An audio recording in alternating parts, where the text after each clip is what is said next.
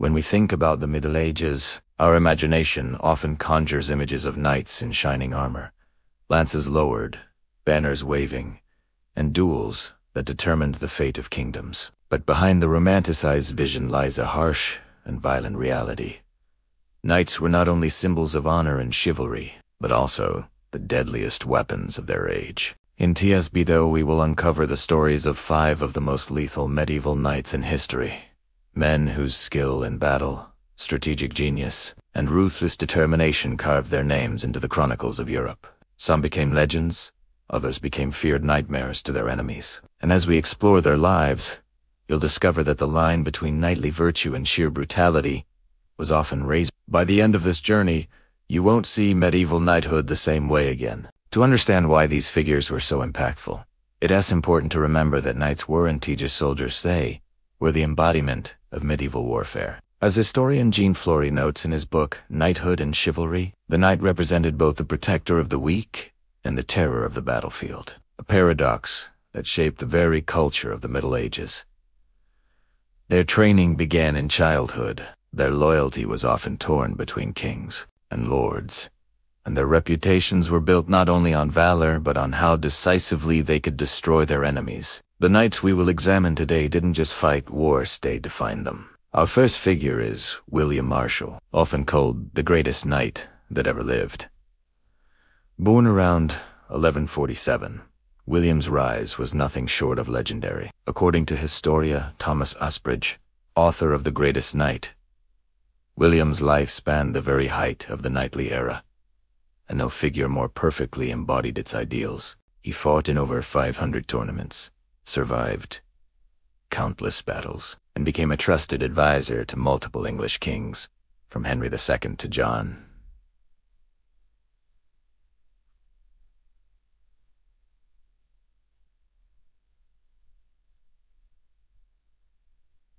What made Marshal so lethal wasn't just his swordsmanship, but his political cunning and his ability to navigate the treacherous waters of medieval politics while never losing his reputation as an unstoppable warrior. In fact, on his deathbed, in 1219, he was praised by chroniclers as the flower of chivalry, a man who turned knighthood itself into a lethal art form. But if William Marshal embodied the perfect knight, our second figure was his complete opposite. Rodrigo Diaz de Bivar, better known as El Cid. This Castilian knight of the 11th century became both a hero and a mercenary feared across Christian and Muslim lands in Spain. As Richard Fletcher explains in The Quest for El Cid, Rodrigo's life was less about the ideals of chivalry and more about survival, conquest, and the ruthless pursuit of power. El Cid fought for Christian kings, but also served Muslim rulers when it suited him, carving out his own principality in Valencia. His lethality lay in his adaptability.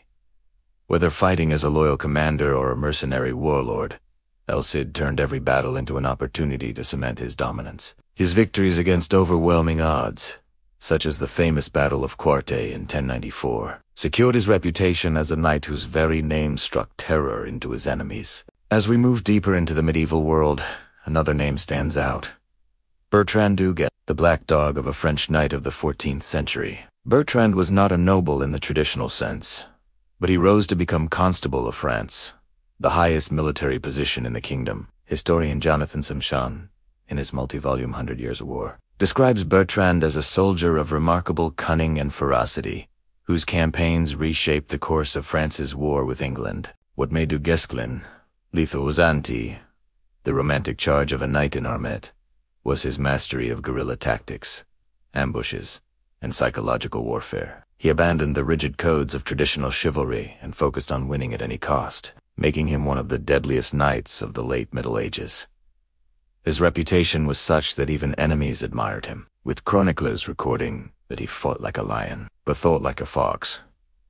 Now, before we continue unveiling the last 2 names on this deadly list, I want to invite you, if you're fascinated by these untold stories of history. As most lethal warriors, do hit that subscribe button right now and join our growing community here on the channel. We dive deep into the past to uncover the real, raw, and sometimes shocking truths that shape the world we live in today. And if you're still with us, get ready, because the next knights on this list are even more fearsome. Our fourth night takes us back to the Crusades, where religious zeal and military ferocity collided in a storm of blood and steel. Enter Godfrey of Bouillon, the leader of the First Crusade and the man who became the first ruler of Jerusalem in 1099.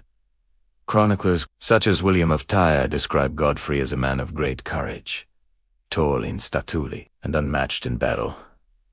What made him lethal was his ability to unite fractious Crusader factions and channel their brutality toward a singular goal: the conquest of the Holy Land. Godfrey's storming of Jerusalem remains one of the bloodiest episodes of the Crusades, with entire populations massacred in the name of faith, as historian Christopher Tyerman notes in God's War: A New History of the Crusades.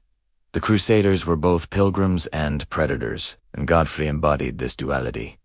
To his followers, he was a holy warrior. To his enemies, he was death incarnate. And finally, we come to the last knight on our list, a figure whose name still echoes with dread: Edward of Woodstock, better known as the Black Prince. Born in 1330, Edward was the eldest son of King Edward III of England, and he became one of the most feared commanders of the 100 Years' War.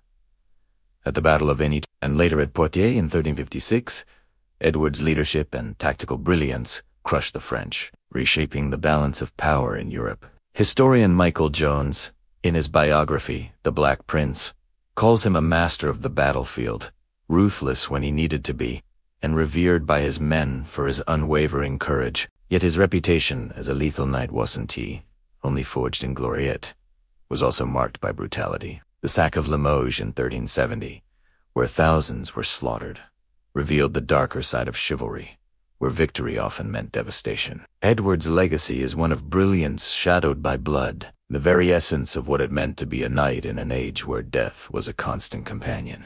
So, what do these 5 knights, William Marshal, Alcide, Bertrand, Du Guesclin, Godfrey of Bouillon, and the Black Prince teach us about the true nature of knighthood? They show us that the Middle Ages were not defined by romantic notions of honor and courtly love, but by the cold steel of the sword and the relentless will to dominate. Each of these men stood out not only because of their individual skills, but because they represented the lethal heart of their time. As Maurice Keene writes in Chivalry, knighthood was an institution of contradictions, where piety and savagery walked hand in hand. And perhaps that is the greatest lesson of all. Knights were not fairy tale heroes, they were the shock troops of history, men who could alter the fate of nations with a single charge. Their legacies are carved into stone and ink, but also into the memory of countless victims who stood in their path. If you've made it this far, you now carry the knowledge of who the deadliest knights in medieval history truly were. The question is, what would you have thought of them if you had lived in their time? Would you have seen them as protectors, or as monsters? Let us know in the comments below. And remember, history is not just about the past. It's about understanding the forces that shaped humanity, forces that still echo today. Because at the end of the day, the Middle Ages remind us of one thing above all else: behind the shining armor and the banners of glory, knighthood was always about power, survival, and death. And these 5 knights proved that better than anyone else.